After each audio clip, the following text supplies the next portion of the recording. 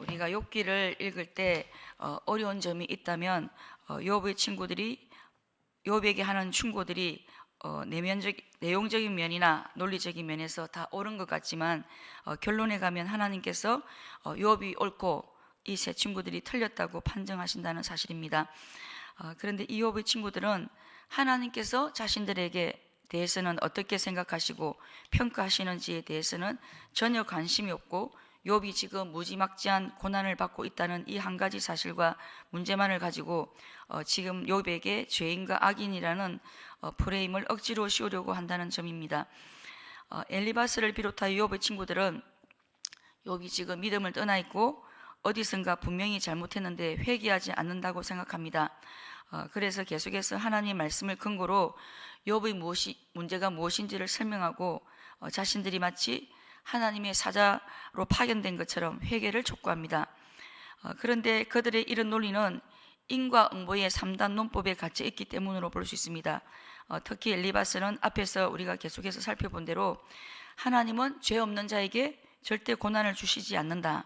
그런데 욥에게 고난이 닥쳤다. 그러므로 욥은 하나님께 징벌을 받고 있는 죄인이라는 것입니다. 이들에게 이 3단 논법은 마치 과학처럼 절대 불변하는 진리와 같은 것입니다. 이 전제에서 벗어나서는 전혀 다른 생각을 하지 못합니다.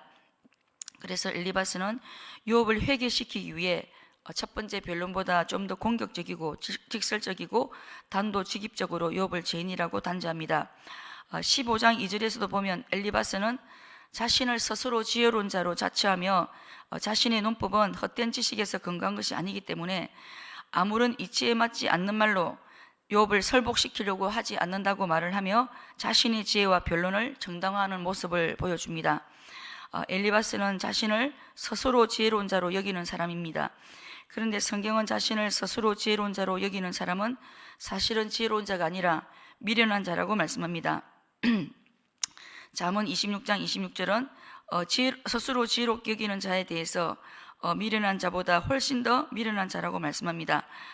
스스로 지혜롭게 여기는 자를 보느냐, 그보다 미련한 자에게 오히려 희망이 있느니라. 지혜로운 사람은 결코 자신을 스스로 지혜롭다고 여기지 않습니다.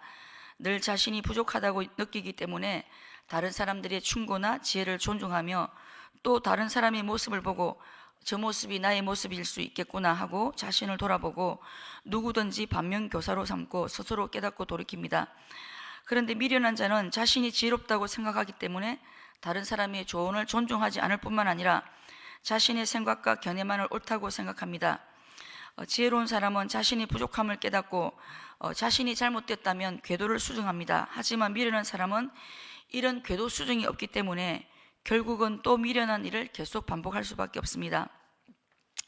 혹시 우리는 스스로 지혜로운 자로 여기고 있지는 않습니까?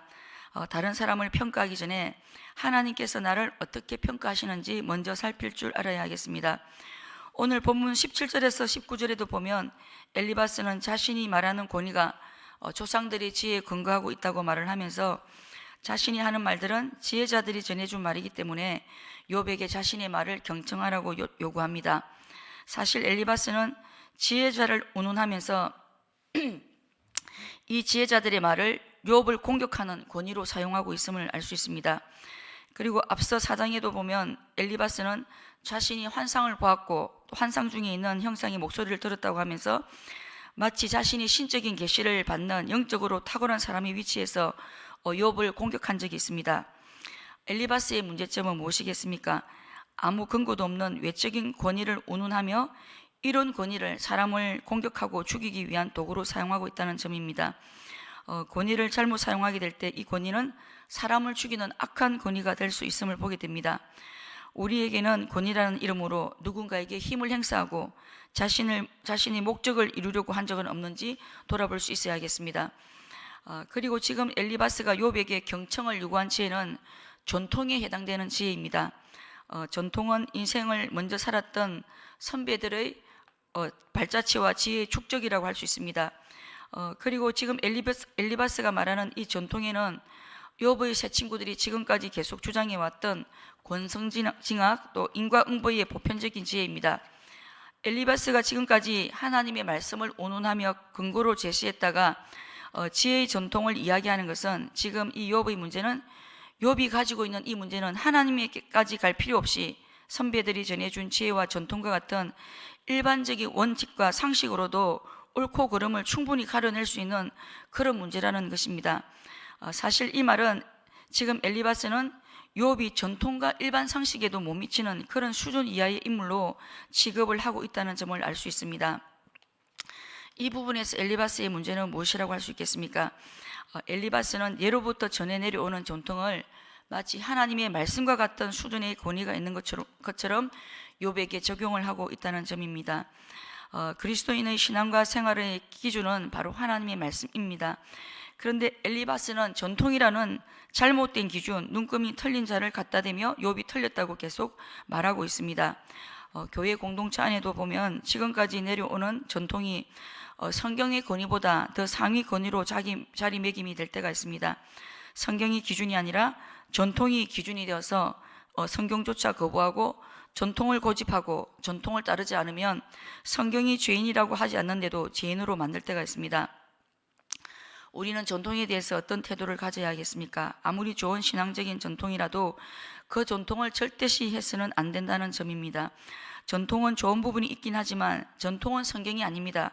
그리고 전통은 과거로부터 전수된 것들이기 때문에 분명히 시대적인 한계를 가지고 있습니다. 그렇기 때문에 그 전통을 현대를 살아가는 우리에게 그대로 적용하기에는 무리가 있다는 사실을 인정해야 합니다.